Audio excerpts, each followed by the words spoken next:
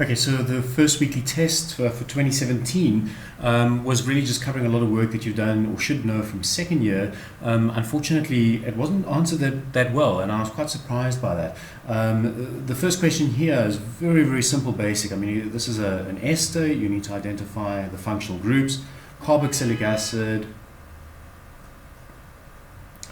and those two were generally done quite well, but a lot of people missed this functional group over here. This is an acetal, and it's really, really important that you can recognize that sort of functional group. The chemistry around that, if you can't remember that, go and look that up. It's extremely important mechanisms that you must know. And then both these OHs over here, a lot of people wrote them as alcohols. It's not an alcohol. When an OH is on a benzene ring, it's a phenol. And you need to get all four of those to have got your 2 marks. Then again, in organic chemistry, it's so important that you just know the basics of your solvents. TH is tetrahydrofuran. Furan. Please make sure that you spell these things at least correctly. I'll only allow very slight variations. But if you had as tetrahydrofurane or fluorine or something like that, it's wrong. It's not the right compound. And then that's just a 5-membered ring with an oxygen in it. It's an ether, all right, functional group. That's not an ether over there, which many of you said. And DMF is dimethyl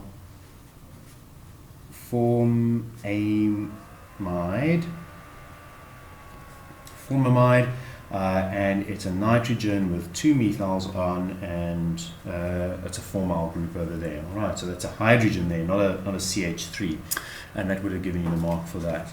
Then the order of the bases that was given over here, this was also really done quite badly. It's a very simple answer to this. Here you've got a C minus, there is a neutral nitrogen, an O minus, and N minus. The weakest has to be the neutral containing.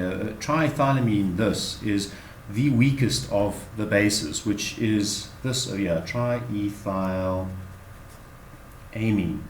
And try and get that right. I had some very strange answers over there, considering that we actually mentioned it in class a few minutes beforehand. It was a bit bizarre for me. Then C minus is always the strongest, and N minus is the next, and O minus thereafter. Go and brush up on that. Understanding mechanisms is going to be impossible for the rest of this course. It's not going to help you at all unless you have a good understanding of the relative basicities of these different kinds of compounds. It's critical to understand this course to do that properly. And then the mechanism question over here, generally speaking, this was answered pretty well. There were some errors in this, but generally it was answered quite well. I'll just do the mechanism here. There's a little bit of debate about what might happen first. Should we protonate the oxygen first, or could we use the lone pair of electrons of the nitrogen and attack that carbon first?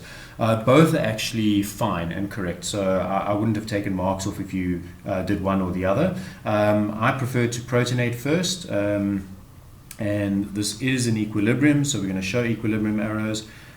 So we get the protonated oxygen, which now allows the nitrogen of the 5-membered ring, that's a prolidine, to come in. And a lot of you made small mistakes with just leaving out charges and things like that. So just watch the charges of these reactions that you're doing. Sometimes you also ended up by mistake moving the OH onto another carbon, like it moved across one for some reason.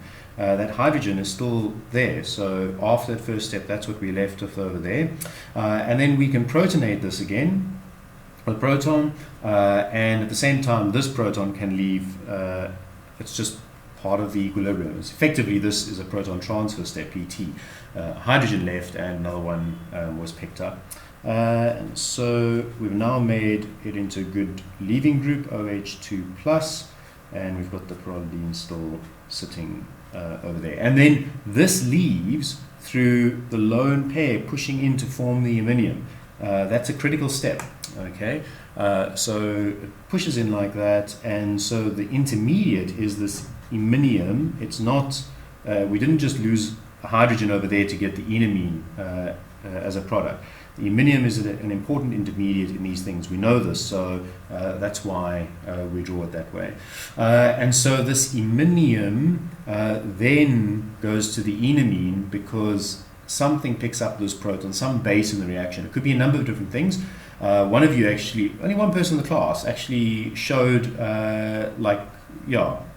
protons leaving like this one, being picked up by excess of the pyrrolidine, which is actually really good because that's the most basic compound in the reaction. So showing that I think is actually the best way of doing it. We could have used water, it's okay. Sometimes it's just shown like that, and we end up, and that takes us to our product over there. And that would have given you 3 marks if you'd done pretty much the answer like that. Okay, so I hope that helped you. Please just keep going. I know it's quite hard picking up on the organic chemistry. It's been a long time since you've done it, but trust me, all this stuff will come back to you if you just start looking at it again. Okay, good luck.